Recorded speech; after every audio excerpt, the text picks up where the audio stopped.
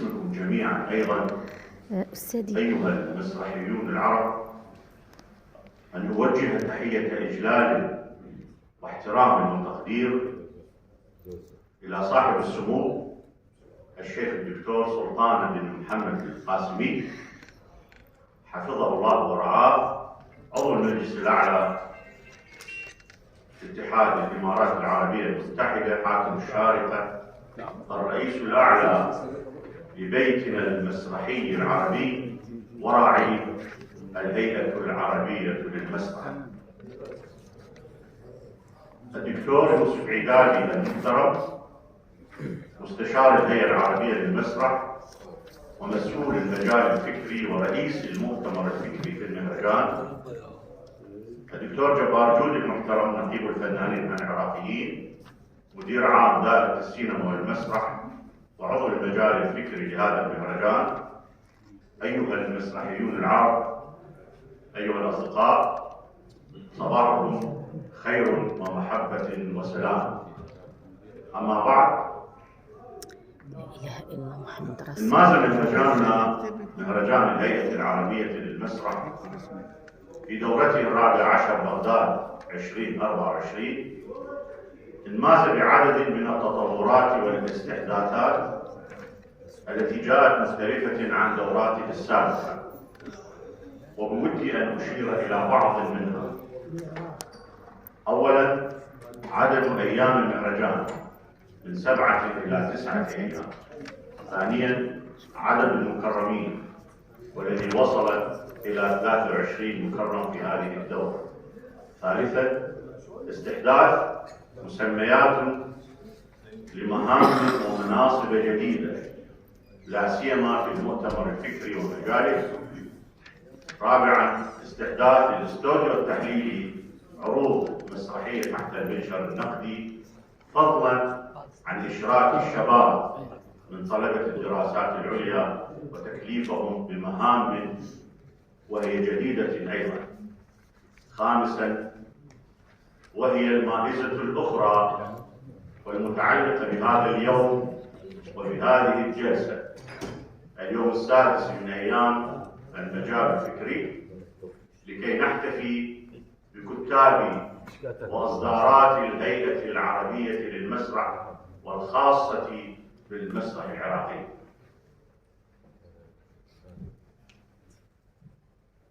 ما تميز أيضا أقول إن عدد هذه الإصدارات من الكتب وصل إلى 20 كتابا جديدا، تنوعت وانمازت هي الأخرى في تآليف كتابها ما بين النقد المسرحي والدراسة البحثية والتوثيق المسرحي والتأليف النصي.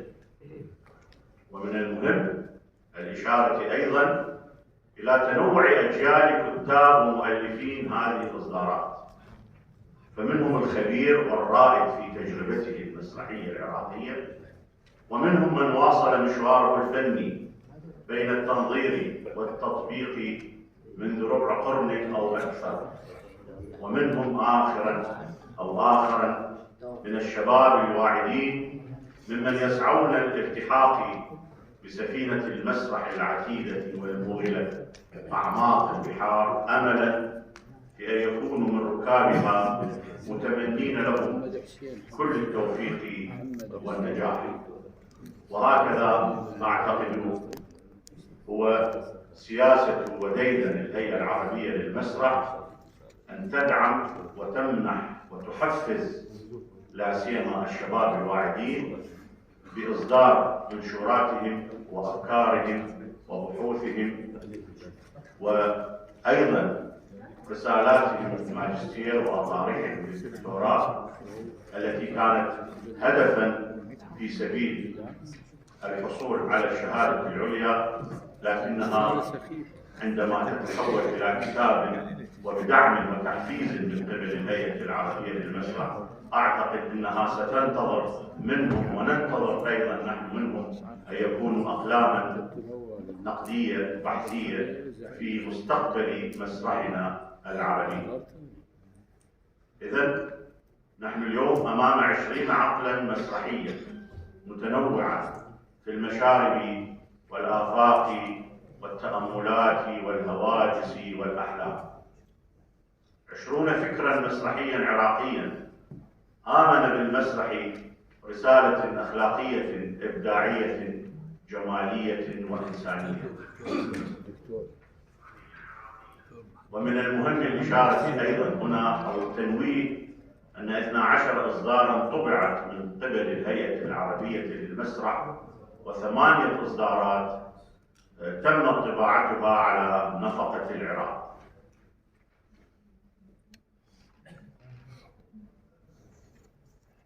حين كنا وما زلنا نقرأ لعمالقة المسرح والرواية والشعر كان يعتصرنا الفضول دائما وإلى اليوم، ونسأل كيف يكتب هؤلاء الكتاب؟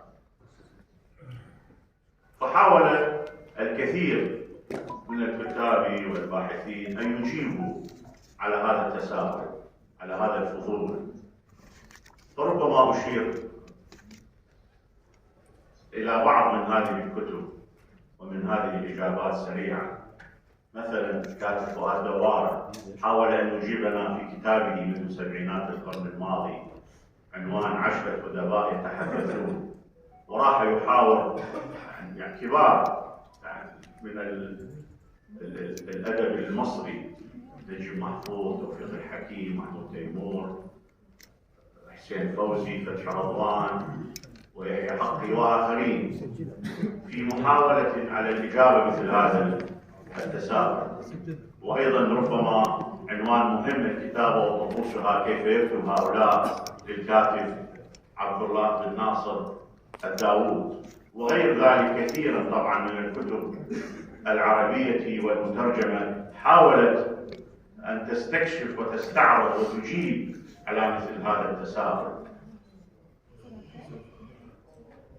ربما يعني سأكتفي بما قاله الكاتب المسرحي العراقي الكبير محي الدين زنقنة رحمه الله، حين كتب مقالا مهما في مجلة الأقلام العراقية عنوانه احتراق كاتب المسرح، فقال نصا إن الكتابة للمسرح هي احتراق واستشهاد لأننا نحترق بنارها. نعم أيها الأصدقاء، الكتاب عصارة فكر وتجربة ومخاض عسير، يفوق أحيانا وبكثير مخاض الولادة، يعيش فينا دهرا ويكبر معنا، يقتاد من روحنا ووعينا وحياتنا، كما يغذينا ويشحننا، يوجهنا ويهدينا في مسارب الحياة المتضاربة. شكرا لاستماعكم، وأترك الحديث الآن لمدير الندوة لكي نبدأ على بركة الله أعمال سير هذه الندوة الاحتفالية بكم. فليتفضل الأستاذ الدكتور يوسف رشيد. صباحكم يا سفيني معتق بالحب من ضفاف ذكر أيها الأحبة. صباحكم المسرح، صباحكم الوطن الذي يجمعنا معا. أيها الأصدقاء، ما زالت الهيئة العربية للمسرح برعاية سمو الشيخ إسماعيل سمو الشيخ محمد بن سلطان القاسمي ورئاسة الكاتب الفنان إسماعيل عبد الله وفريقه المبدع ينشرون الجمال والإبداع والمحبة في أرجاء وطننا العربي، حتى باتت هذه الهيئة قبلة لأنظار كل المسرحيين العرب، وهي تفعل الأنشطة المسرحية عبر ما تقدمه وتقيمه من مهرجانات متنوعة الأهداف والتوجهات يحدوها هاجس التطوير والتثوير والارتقاء.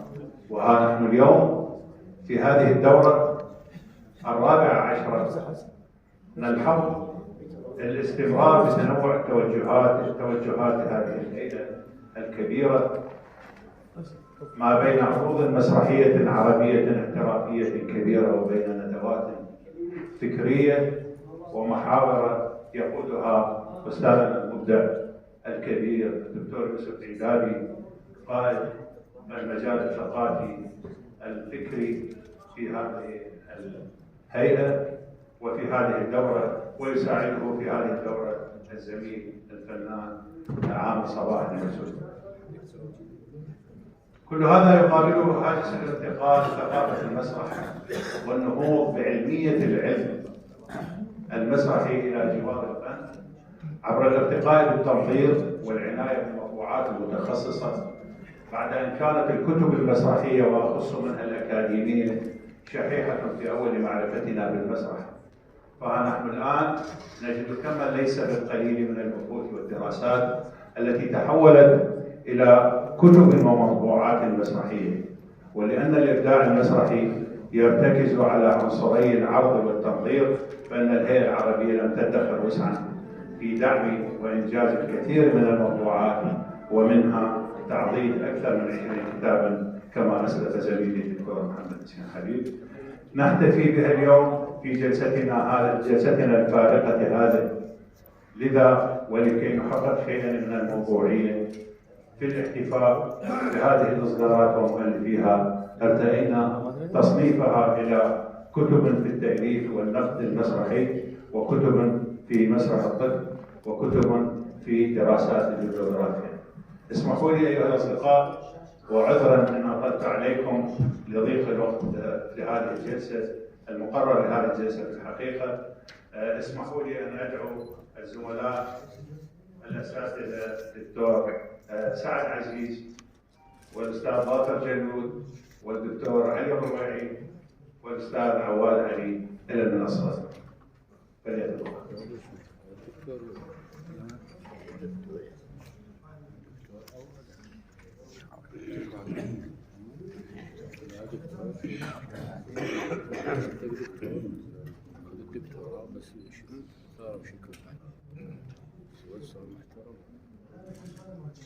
أستاذ عواد علي موجود؟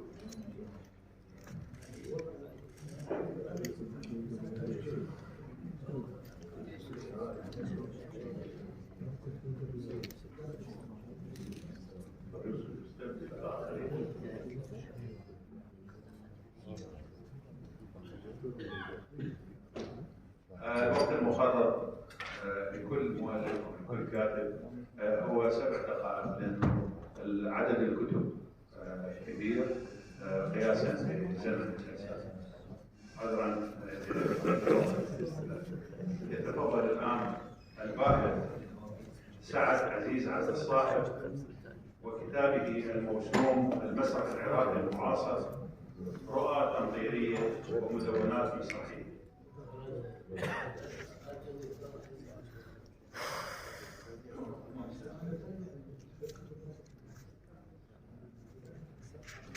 والباحث سعد عزيز دكتوراه في الإخراج المسرحي عام 2009، مخرج وممثل وناقد مسرحي، له العديد من الإسهامات، وحاصل على جائزة الدولة للدراسات المسرحية لعام 2017. سيسلط وبابتذال وتكثيف خلال هذه 7 دقائق سيسلط الضوء على منجزه البحثي هذا قدر الإمكان. جزيلا دكتور يوسف.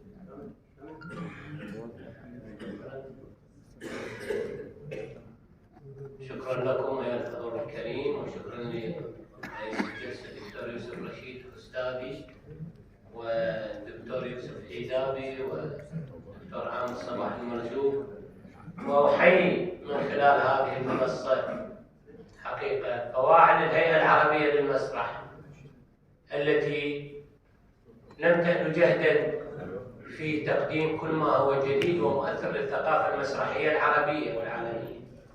وهذا الكتاب الثاني الذي لي يصدر عن الهيئة العربية للمسرح، كان الكتاب الأول هو الجدل في المسرح المعاصر، واليوم مشكورة الهيئة العربية للمسرح تصدر لي المسرح العراقي المعاصر ورؤى تنظيرية ومدونات مسرحية. والكتاب يعني كبير في حجمه، وإن شاء الله يكون كبير في مضامينه أيضا، لأنه ليست الإشكال هي الدلالة، إنما المضامين هي الأساس. أعتقد وأزعم أن هذا الكتاب الذي يقع في 3 فصول حقيقة كان نتاج لمجموعة من الدراسات المسرحية والنقود والرؤى النظرية الخاصة بالمسرح العراقي المعاصر. وكان الفصل الأول الذي يقع في بحث عن تحولات البنية البصرية لمسرح الصورة في المسرح العراقي المعاصر، والبحث الثاني التوظيف التاريخاني لموضوعات السيرة للدكتور عقيل مهدي في المسرح العراقي المعاصر، والبحث الثالث تحولات الحبكة الدرامية في نصوص الكاتب الكبير الراحل يوسف العاني، وأيضا تحولات الأسلوبية لألف ليلة وليلة في نصوص الكاتب الكبير العراقي فلاح شاكر. وأيضا هناك موضوعات أخرى داخل هذا الفصل الأول، يعني موضوع مهم جدا، المجتمع وجسد الممثل المقموع. ناقشت فيه الممثلة العراقية حقيقة وتحولاتها داخل يعني الفضاء السياسي العراقي وداخل المجتمع العراقي منذ نشأة المسرح في العراق، وتحولات أيضا مسارحنا من خلال وجهة النظر التي تنطلق من جسد الممثلة المقموع. والبحث الأخير في هذا الفصل هو المونودراما بين القصافون والروزخون، في رؤية جديدة للقصافون والروزخون العراقيين أو العربيين، كيف تمثلا للنوع المونودرامي. هذه مسألة مهمة تقع في آخر الفصل. وفي الفصل الثاني أيضا هناك يعني دراسات عديدة وقراءات في فضاء النص حقيقة لأظلام لمثال غازي، مجموعة مسرحية الكاتب العراقي مثال غازي، ومجموعة مسرحية للناقد والكاتب العراقي عواد علي، وأيضا قراءة في النص السيكولوجي والفانتازي ونصوص جواد الأسدي أيضا تحضر تحليليا وسيميائيا في هذا الكتاب في الفصل الثاني، ونصوص عباس الحربي أيضا تقع في هذا الكتاب أيضا في تحليلات ومقاربات أخرى. وأيضا الكاتبة العراقية أطياف رشيد لها جزء من هذا المبحث، ونصوص مسرح الطفل أيضا، والكتاب الأستاذ الكبير عزيز خير مفازات النورس كلها تدخل في هذا الكتاب أيضا. وكتب المخرج العراقي كاظم نصار ديمقراطية بكعب عالي ومدير بقع الحرب أيضا مقاربة نقدية لهذين الكتابين. والقيم التربوية في تراجم كاظم سعد الدين، القيم التربوية والجمالية للمترجم العراقي الكبير كاظم سعد الدين كانت له حصة في هذا الكتاب. وباء يعني باء في الفصل الثاني أقع على مجموعة من العروض المسرحية العراقية المعاصرة والمنتخبة، يجمعها جامع الحداثة وجامع التجريب وجامع التجديد والطليعية في المسرح، وزارع البزنغوش لعلي الشيباني وكثير من العروض الأخرى. يعني حقيقة مسرحية أمل ومسرحيات عزيزة والسجل وفي قول لا ويزغودو وقلقامش الذي رأى وإزدان وطقوس الحطب والشعبة مكبث والأجل حارس وقيت سبل لسنان العزاوي وكثير من العروض المسرحية التي تمت مقاربتها نقديا. وهناك رؤى تنظيرية، يعني ناقشت في هذا الرؤى، هذا مبحث مهم جدا. أنا أعتقد بشكل شخصي جدلية المخرج المؤلف في المسرح المعاصر بالاستناد لكتاب الصديق الأخ دكتور صديق حسب الله طبعا، وكتاب ببلوغرافي شيق جدا لعقيل إبراهيم العطية، صفحات من كتاب المسرح العراقي، وما يعني دراسة أسميتها سيادة الهوامش القراءة العربية للعرض العراقي، كيف العيون العربية ترى العرض العراقي، هذا أيضا في هذا الكتاب. وأيضا تمثلات المخرج المؤلف في عروض ما بعد 2003، ماذا حصل لعنوان المخرج المؤلف في عروض ما بعد 2003. وأيضا نجيب محفوظ مؤلفا مسرحيا، كتاب للراحل حسن عطية أيضا ناقشته وفككته نقديا، ومرجعيات التاريخية أيضا ناقشته، وتمثلات المونولوج والسيلولوج في المسرح المعاصر. وأيضا لدينا تبديات ألف ليلة وليلة في المسرح العراقي المعاصر، وبرشت ومسرح أيضا إشكاليات الحضور والغياب في المسرح العربي أيضا مقال موجود في الكتاب. وانحرافات القراءة الغربية للتراث الشرقي مسرحيا، وأيضا القراءة الإخراجية لثيمة الجنون السيكولوجي في المسرح العراقي المعاصر، وتجريب مؤسسات الإنتاج، والكثير من الدراسات الأخرى حقيقة في هذا الكتاب. والفصل الثالث والأخير يقع على قضية مهمة جدا أجدها، هي استذكار الراحلين من الفنانين العراقيين، مخرجين ومؤلفين وتقنيين، وهو مبحث يعني أعتقد هو الوفاء لهؤلاء المسرحيين العراقيين الذين رحلوا عنا وغادروا الدنيا. أسماء كثيرة في هذا المبحث،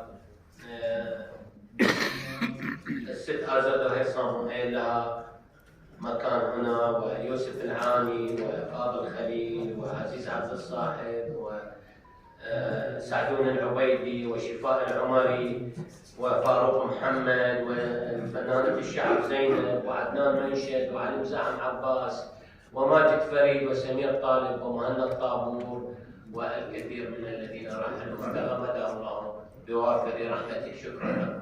شكرا دكتور سعد.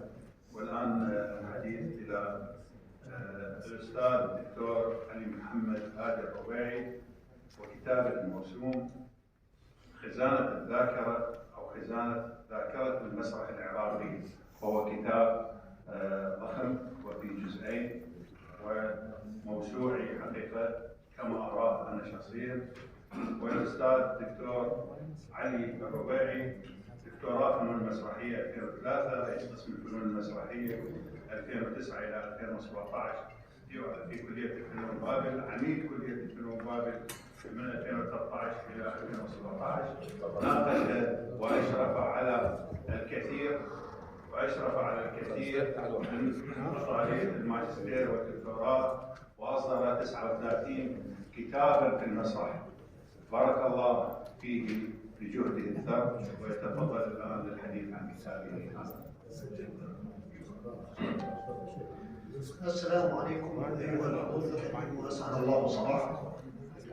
أما قبل فأقول أهلا وسهلا بكم في العراق، في بغداد الرشيد والحلاج والسهروردي وجنيد البغدادي والمتنبي والرصافي والزهاوي والجواهري وحق الشبلي وابراهيم جلال وقاسم محمد وعقيل مهدي والقائد الحول، فأهلا وسهلا بكم.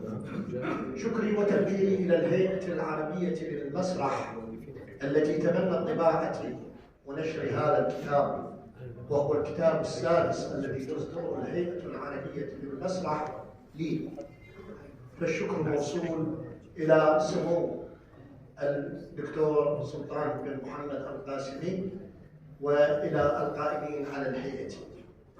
أما بعد فأقول إن كتاب خزانة ذاكرة مهرجان بغداد للمسرح العربي هو كتاب كبير في حجمه وثقيل في محتواه، فقد تجاوز 1500 صفحة من القطع الأطلسي A4، يضم في جنباته 5 أجزاء.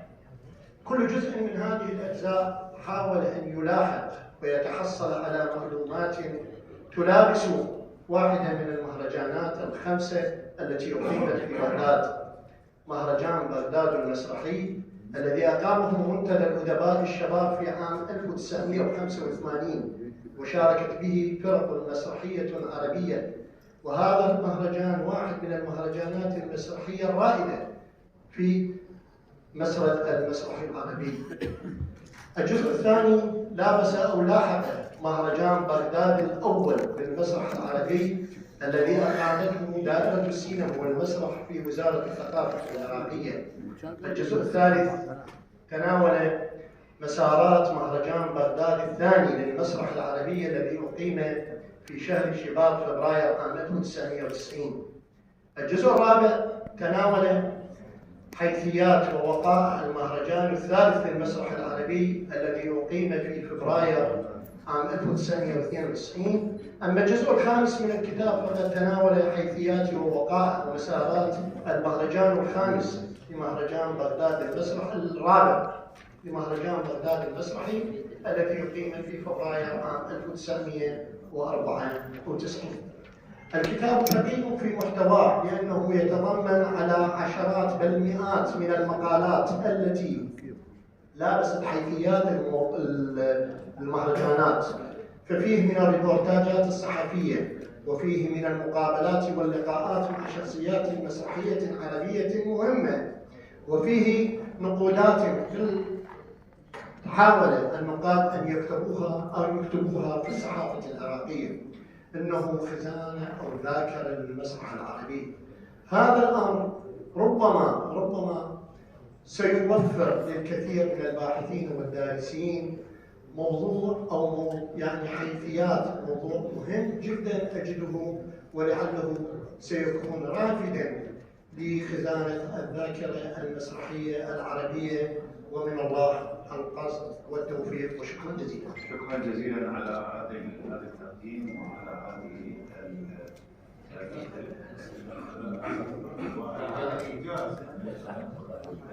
واختزال الوقت. الآن الأستاذ الناطق طاهر جدود وكتابه الموسوم حق الشبلي المدرسة العراقية الطاهرة للمسرح، الزميل طاهر جدود صحفي وإعلامي وناقد مسرحي وخبير مسرحي وإعلامي لمسرح دبي الآتي، أصدر مجموعة كتب مسرحية منها يوسف العاني سنكانة المسرح، وله تجارب في الإخراج المسرحي. لتفضل.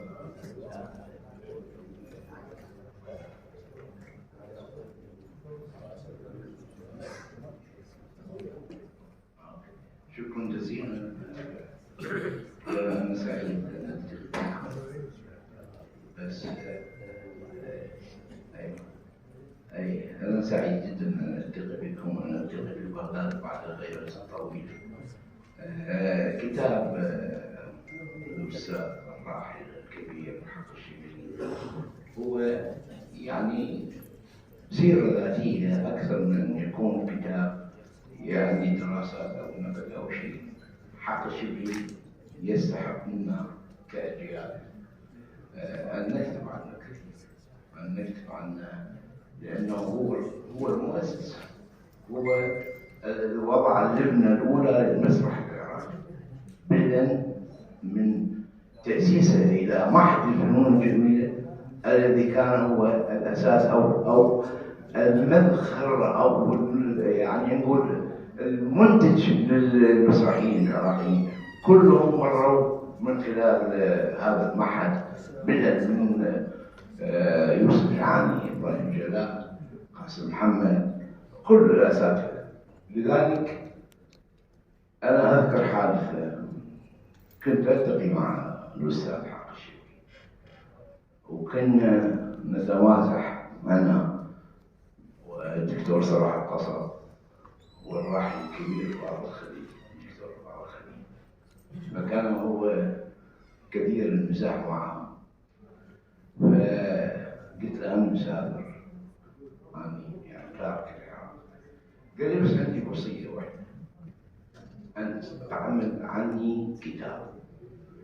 قلت له يا أستاذي أنت كبير، سيكتب عنك وينتج عنك دراسات عميقة، لأنك مؤسس للمسرح العراقي أولا ومؤثر في المسرح العربي.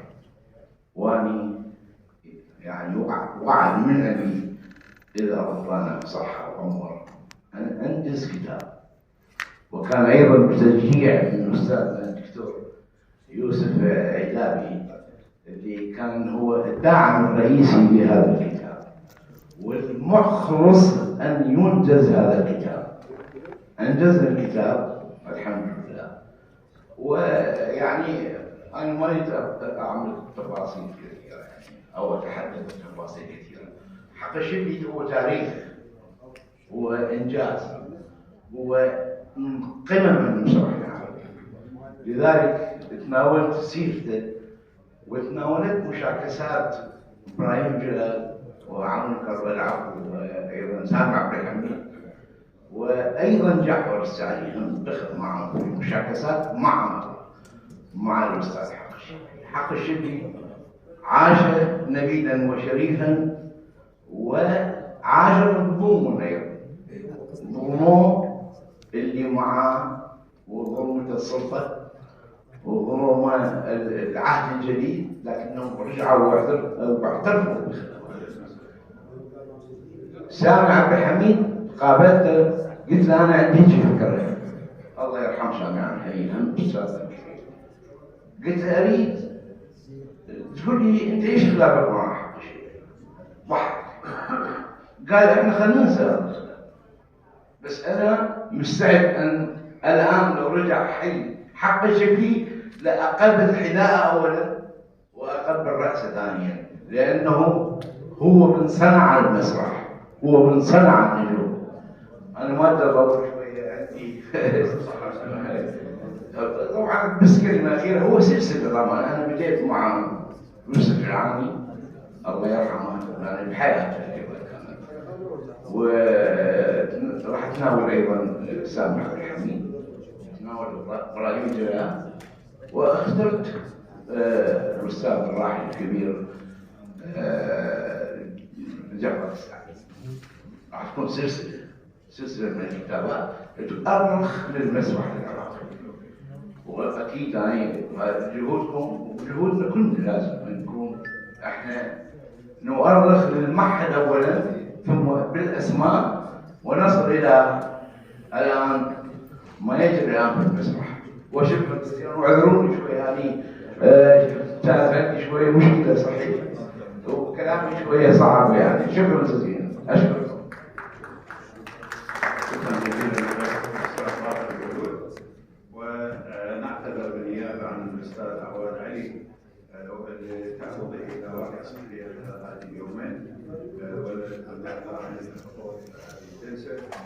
نعتذر عنه ولكي لا نفهم حقا نستعرض شيئا من المعلومات عنه. وفق ماجستير فنون مسرحيه من كليه الفنون الجميله، كاتب واعلامي وروائي وناقد من ناقد مسرحي له الكثير من الجولات النقديه المهمه في المسرح العراقي، وله اصدارات روائيه ونقديه، ويكفيه انه صاحب كتاب الملوك والمملوك منذ 37 عاما، وهذا الكتاب في دائره التناول والبحث الاكاديمي. الان حتى نستمر في هذه الجلسه يتفضلون الاساتذه الى مكانهم وندعو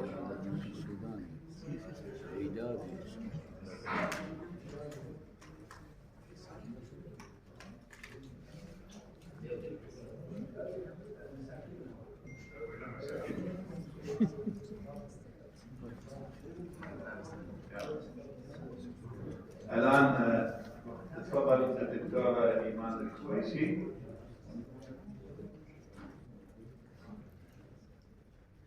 دكتور بهاء الكاظمي، أستاذ بهاء الكاظمي.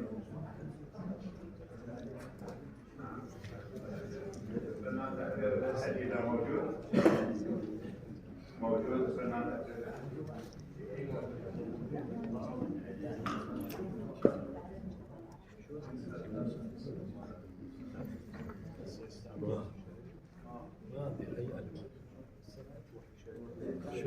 لا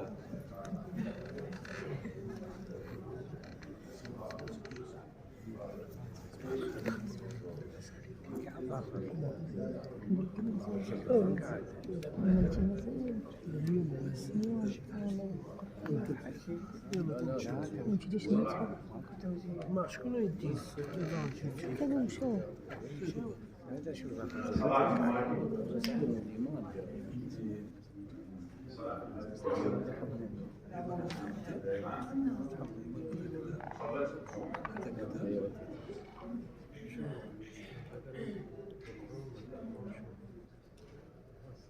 الكاتب المسرحي الكبير خبير ساعة الإمام موجود.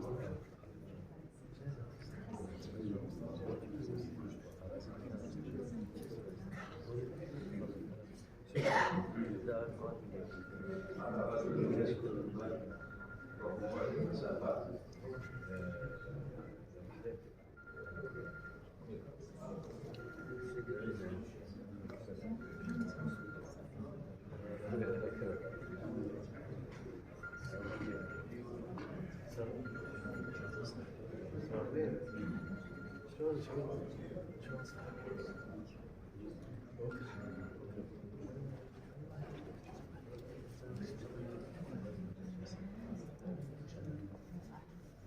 دكتورة إيمان الكويسي وكتابها الموسوم مفاهيمية الأعلام المسرحية الدلالة والتحولات، وهي ناقدة وكاتبة مسرحية ولها تجارب في الإخراج المسرحي، دكتوراه فلسفة التربية الفنية من كلية الفنون الجميلة، رئيسة لفرقة ECT للفنون الدرامية، وهي تدريسية في جامعة نينوى وجامعة الموصل.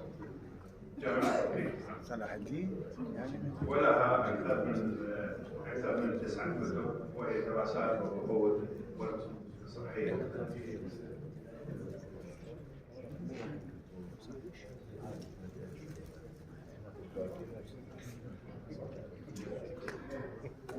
صباح المعرفي بغدادي على تلك الوجوه والقامات المعرفية. تحية لكل من يتصدى للجمال المسرحي من القامات والأساتذة الذين درسنا وتدربنا على أيديهم إلى من يرفع ستارة المسرح، فكلهم ينذرون ذواتهم وأعمارهم في صناعة الجمال. كتابي مفاهيمية العلامة المسرحية الدلالة والتحولات هو يعني جاء رد فعل لموضوع استفزتني، استوقفتني موضوع قرأتها في كتاب الفلسفة في الجسد لجورج لايبوف ومارك جونسون، ترجمة عبد المجيد جحفة. الكتاب من إصدار في إصدارات لبنان في 2016 الكتاب صادر. هذا الكتاب ناول إعادة النظر في الأدبيات الفلسفية على وفق العلم المعرفي والدراسات التجريبية في اشتغالات الذهن البشري. هذا الكتاب يقر بأن نتائجه التجريبية بطبيعة الذهن والأشكال واشتغالاته إلى ضرورة المغايرة في قراءة الفكر الفلسفي، ومن أبرز نتائجه هي أنه ينظر إلى الاستعارة أو إلى ما نستعيره في حياتنا اليومية ليس مقتصرا على اللغة، وإنما كل حياتنا استعارات، وكل ما يحيط بالإنسان ككائن بشري هو ضمن الاستعارات، وهو ضرورة بشرية، هو ليس تزويق لفظي وإنما هو ضرورة بشرية. هذا الكتاب ومن قبله كتب لنفس المؤلفين منها حرب الخليج والاستعارات التي تقتل، كلها تناولت موضوع الاستعارة، وربما هو يعني موضوع يعتصر في القلب إن من يعني تلمس هذه الملامح المعرفية قبل هذان الباحثان هو الجرجاني، الاسم العربي المعروف، لكن للأسف نحن كعرب لا نعود إلى تاريخنا كثيرا، وربما نستسهل استيراد الأفكار ضمن هذه ثورة المصطلحات. فما فعله لايغوف وجونسون أنهم قدموا هذه الطروحات التي سبقها بهم الجوجاني بثوب جديد، ثوب حداثة. ربما يكون أنا قرأت في الجوجاني وقرأت هذا الكتاب، ويعني أتمنى أنه يكون متاح، لأنه جدا صعب الحصول عليه، حصلت عليه من معرض الكتاب في جناح المغربي، وكان النسخة الوحيدة. ربما لو كان متاح يعني واطلعتم عليه لوجدت في مساحة كبيرة من الاشتغالات التي قد تحيلنا إلى العلامة المسرحية. هذا الموضوع استوقفني وجعلني أطمح في أن أحيل هذه الاستعارات. طبعا هو ماخذها من جانب أدبي، من جانب بشكل عام، من جانب فلسفي، أحيلها إلى المسرح وإلى العلامات المسرحية. فكان هذا كتاب العلامات المسرحية الذي يعني كنت أطمح من خلاله إلى أن أصل إلى تعريف لهذه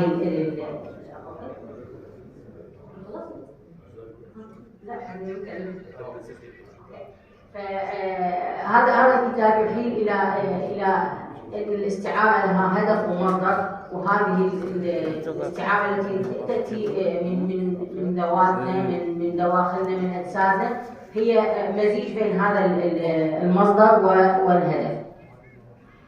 وبهذا هي ليست تشبيه وإنما هي إبداع. وبما أنه الاستعارة هي آلية سيميائية، وهي ميدان من ميادين اشتغال العلامة، فابتدأت أن أحيل إلى العلامة المسرحية، وذهبت في مدايات وفي ثنايا هذا الكتاب إلى العلامة المسرحية وأشكالها التي اشتغل عليها تارزان، وهي 13 علامة. ومن ثم يعني ذهبت إلى أنه أصنف كل هذه العلامة وأحللها. قمت بتحليل أكثر من عرض مسرحي في هذا على وفق هذه الاشتغالات، وأنا أطمح أنه هذا الكتاب يكون مفيد لمن يقرأه من الكتاب ومن المخرجين والمصممين، لأني يعني بعد هذا كان في الأصل بحث، وبعدين طورت إلى كتاب. بعد الاطلاع وبعد هذه المزاوجة بين الاستعارة المفاهيمية للباحثين كنظرية ومزجها بالمسرح وبالعلامة المسرحية، تغيرت لدي الكثير. أنا لا أنزح لموضوعتي، لكن تغيرت لدي الكثير على مستوى الكتاب وعلى مستوى قراءة العروض.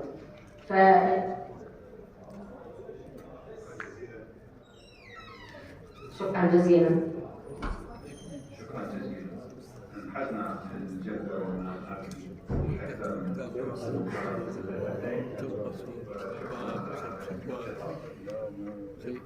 الآن المسرح والوسائط المتعددة، المالتي ميديا، تكنولوجيا عصر الوسائط، كتاب الكاتب بهاء الكاظمي، وهو ماجستير فنون مسرحية، مدرس في كلية الفنون الجميلة بصرة، قسم السمعية والبصرية. ألف وأخرج العديد من الأفلام السينمائية، وأخرج للمسرح بعض المسرحيات.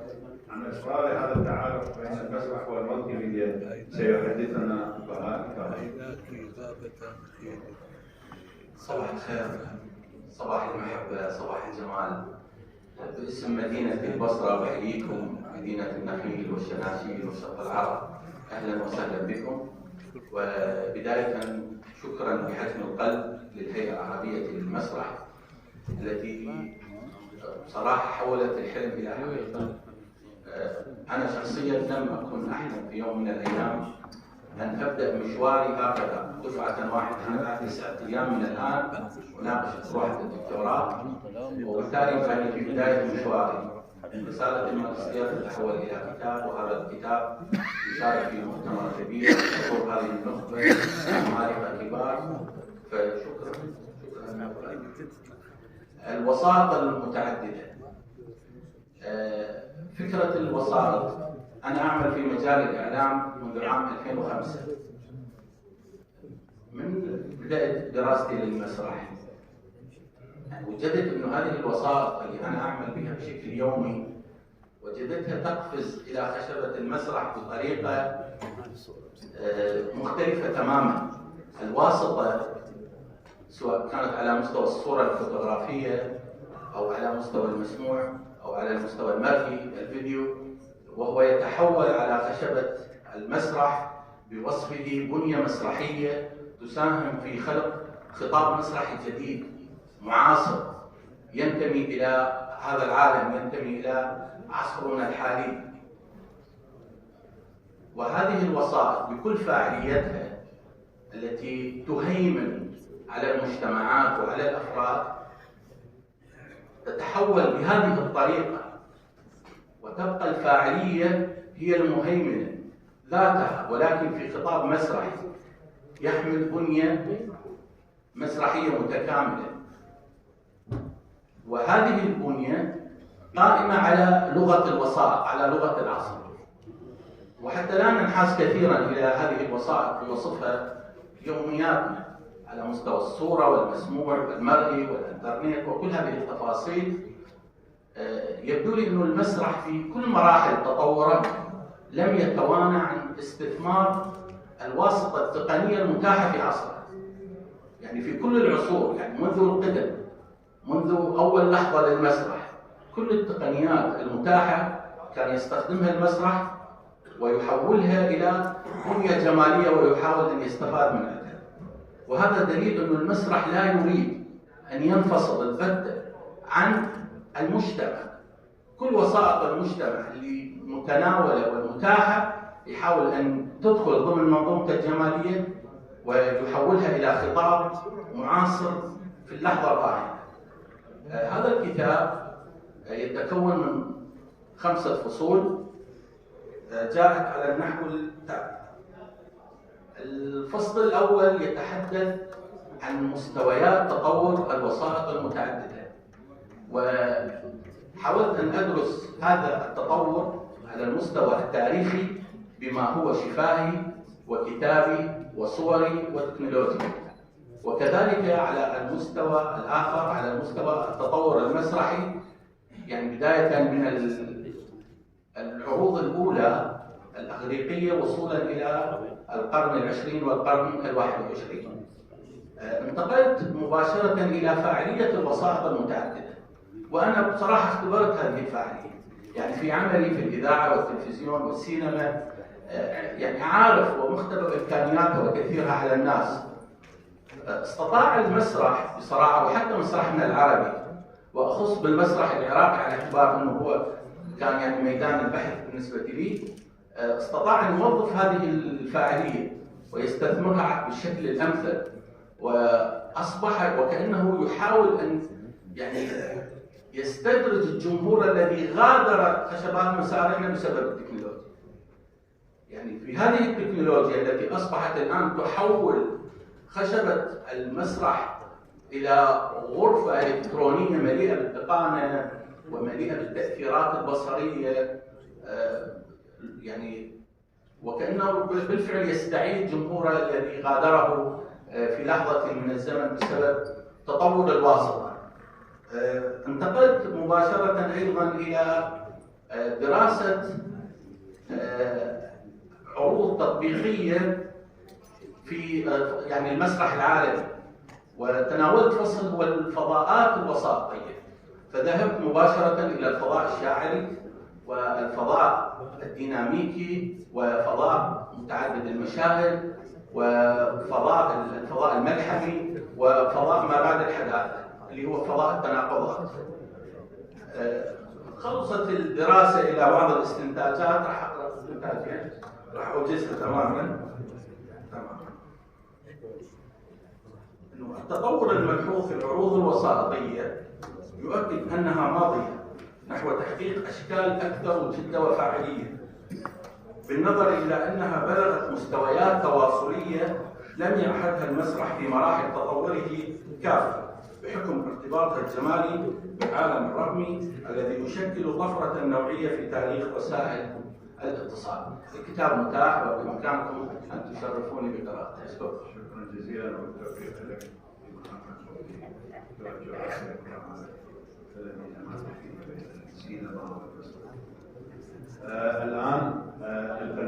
تحرير الأسدي وكتابه العولمة والعرض المسرحي، وتحرير الأسدي ماجستير في الإخراج المسرحي في طريقه إلى الدكتوراه، وهو عضو من الفرقة الوطنية للتمثيل،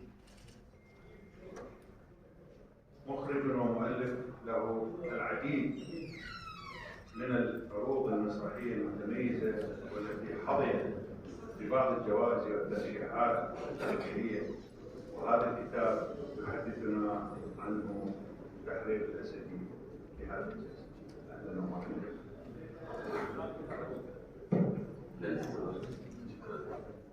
أساتذتي أصدقائي الحضور جميعا صباح الخير. شكرا للهيئة العربية للمسرح اللي جددت اللقاء ودامت الفعالية المسرحية في العراق وفي بقية الدول العربية. طبعا ما اريد اتحدث هواي عن كتاب العولمة والعرض المسرحي. هاي الفكرة الحقيقة اشتغل عليها الفنان جميل مرحوم هادي المهدي الله يرحمه، وكان المفروض ان تكون هي شهاده بماجستير لكنه استشهد الله يرحمه. فكملت انا الموضوع، يعني بديت اشتغل عليه حسيت انه موضوع مهم جدا وعصري وبأمس الحاجه احنا الى ان نعيد قراءه المشهد ووفق معطيات العولمه.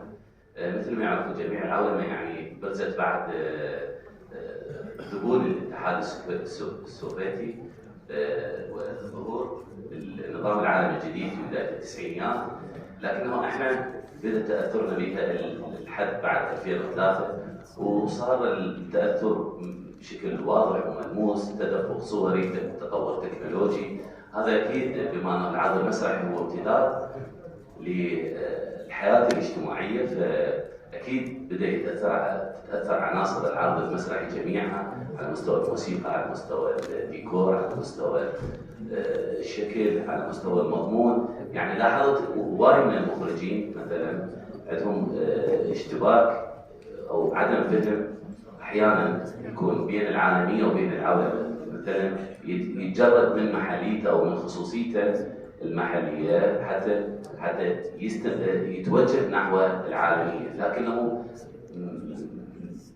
متى يدركون الموضوع انه احنا كنا تحت طائلة العولمة وتحت تأثيرها. فحسيت هذا الموضوع مهم جدا وممكن ان يدعم الحراك المسرحي بالعراق. الكتاب 150 صفحة جاء ب4 فصول. الفصل الأول مرجعيات التكوين الفكري والثقافي لمفهوم العولمة، والفصل الثاني جاء تمثلات مفهوم العولمة في المنتج الفني، لأن كنا نعرف أنه العرض المسرحي المتعولم هو تداخل بالفنون، فكان من المهم جدا أن ندرس تأثيرات العولمة في بقية الفنون قبل أن ندخل إلى العرض المسرحي. الفصل الثالث جاء التوظيف الجمالي للعولمة في العرض المسرحي، والفصل الرابع اللي هو كان عينات اختاريناها من المسرح العراقي اللي تمثل التأثيرات الحقيقية بنظرية العولمة. شكرا لجميع الحضور. أتمنى يعني تقرؤون الكتاب وتعطوني رأيكم به، وهذا كله أكيد يمكن رأيي هو.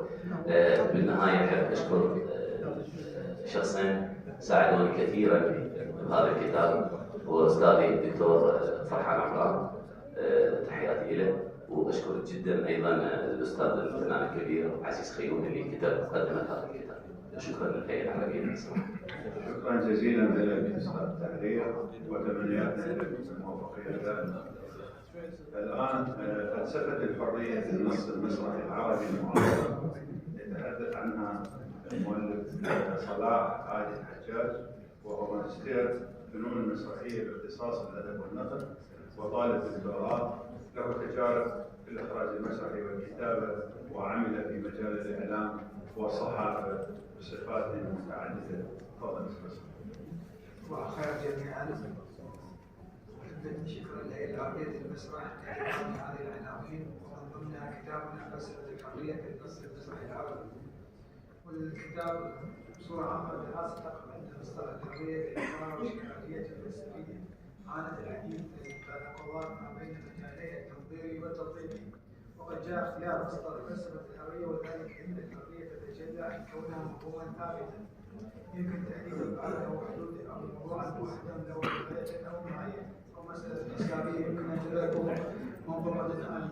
إذا أخذت فلسفة الحرية بشكل فلسفي متشعبا يصعب التطرق له إلا من خلال بوابة الفكر الفلسفي، وهذا ما جعل الدكتور فتحي التريكي يقول إن التفكير الفلسفي بكل آلياته وتطبيقاته مثل التحديد والتوضيح والتشخيص والنقد والتفضيل هو الذي يصل بنا إلى تصورات عامة يقربنا من فهم واقعية الحرية.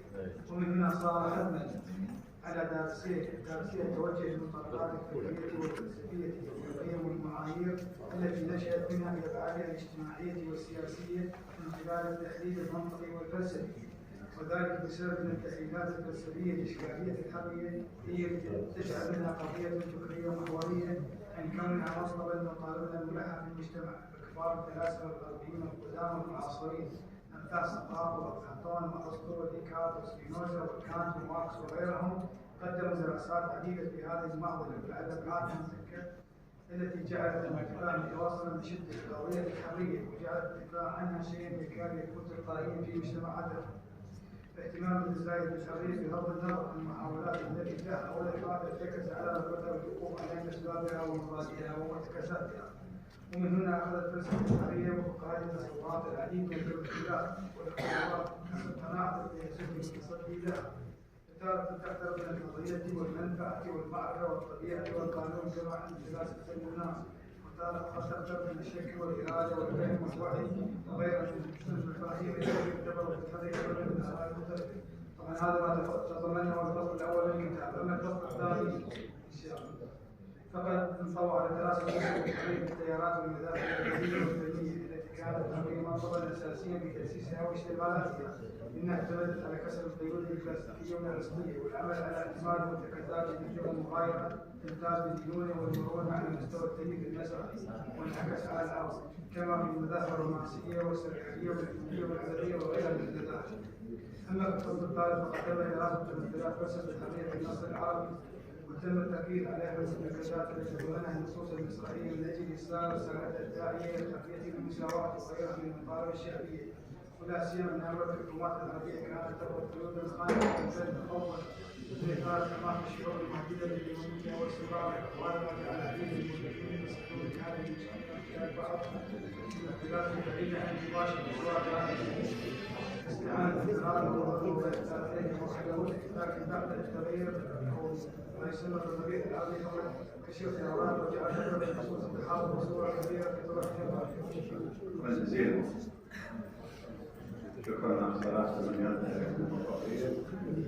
الآن كاتب مسرحي كبير انحاز إليه بمحبته، هو صديق وزميل دراسة وزميل عمل ومبدع نحتفي به وبتواجده بعد أن حضر هنا من غربته ليكون بين أهله وأصدقائه المسرحيين من خلال هذه الجلسة.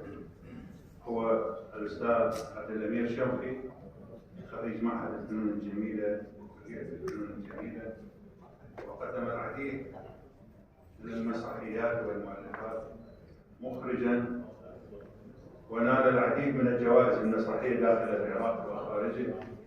تناولت البحوث والدراسات النقدية والرسائل الأكاديمية نصوصه بالبحث والتحليل عن هذه المجموعة الجديدة التي هو أصدرها وأصدرتها الهيئة.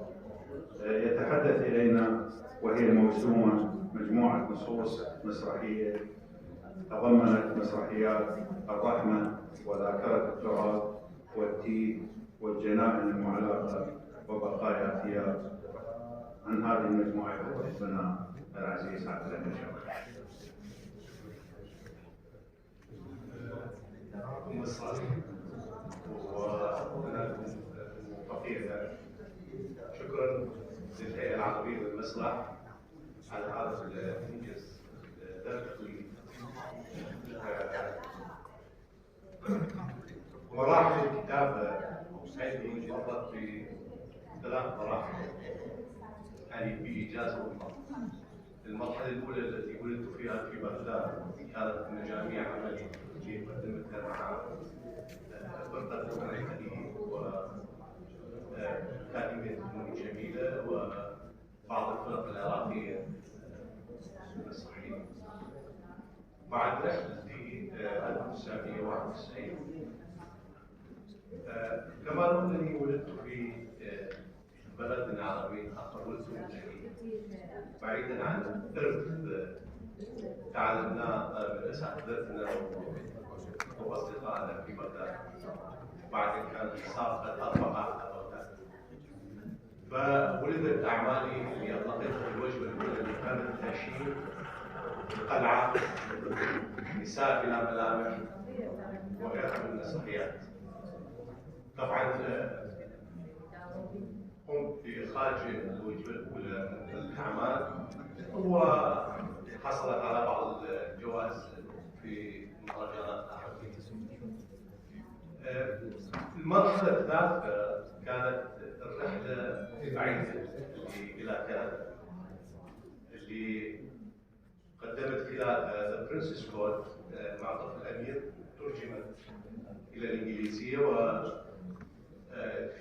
يعني اشتركت فيها في مهرجان تم اختيارها في مهرجان المؤلفين الكنديين، وقدمت مسرحيتي الأخرى بقايا ثياب، والآن هذه المجموعة الجديدة اللي تضم 7 مسرحيات وشيء من هذا. الكتابة بالنسبة لي مغامرة، يعني مغامرة غير محسوبة، مغامرة قد محفوفة بالمخاطر، لأنني أبحث دائما عما هو عميق وحقيقي. حتى أكاد أعتقد أنه أحيانا الجمل ذاتها ليس الموضوع فحسب، الجمل ذاتها يجب أن تكون جمل درامية حقيقية، جمل معبرة متكاملة في ذاتها، مبنية بشكل. كما لو كان في الهشيم يقول رأيت طائرا أعرج ركض الأغبياء ليمسكوا به لكنه طار، لقد نسوا أنه يستطيع الطيران، أنا ذلك الطائر. في القلعة مثلا يقول وجدت بين الأنقاض مذياعا قديما ميتا حركته بقدمي عاد ينشد أغاني الموت. وهكذا أجدني مهتم ما هو عميق. بالنسبة لي الحدث، هناك أحداث درامية كبيرة كما لو كان وعاء كامل. المغامرة تأتي ليست في البقاء على حافة هذا الوعاء والكتابة عنه، بل الغوص فيه، وكل ما تغوص فيه بكلمات عميقة جدا تكتشف أن هذا الوعاء يكبر ويتسع، لأنه حدث درامي إنساني شامل. الحدث الإنساني أعمق مما يعني أعمق مما نتصوره بشكل محدود. في مسرحيات أخرى الآن، يعني في مثلا النجم الذي ما أضاء، النجم الذي ما أضاء، ينتهي المسرحية بشيء من شخصية تقول اسمع، خذ مسامعك إلى أبعد مما يعرف السمع، أبعد إلى هناك، إلى حيث لم تكن قط، أبعد أن تسمع. السمع الآن بالنسبة لي يبدو بهذه الجملة ليست هو السمع الحقيقي، وإنما هي القراءة اللي تكون كما لو كأنها غيبية، استشفاف لما هو عميق وما سيأتي. هذه المجموعة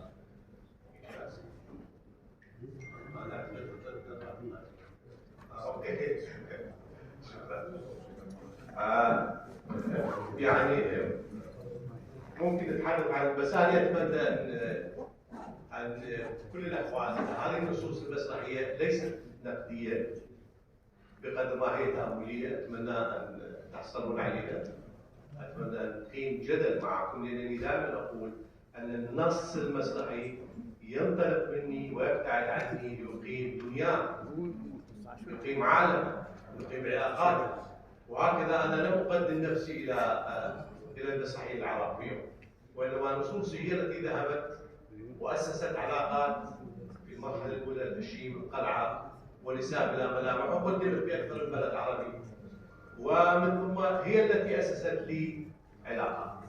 انا في الطبيعه الاجتماعيه متلكك، في حين ان اعمالي اكثر مني جرأة ومنفتحه على الاخر. شكرا جزيلا. شكرا لك. شكرا جزيلا. تمنياتنا بالموفقيه ودوام الابداع. انا مبدع من سعودي الورد. الان وقبل ان نفتح باب المداخلات، وهي مداخله دقيقه واحده لكل اولا ننوه الى ان هذه الجلسه مخصصه للاحتفاء بالكتاب فقط وليست توقيع الكتب، علما ان الكتب متواجده موجوده في المعرض في مسرح الرشيد مع المؤلفين لقناعها وتوقيعها. والان نفتح باب الحوار.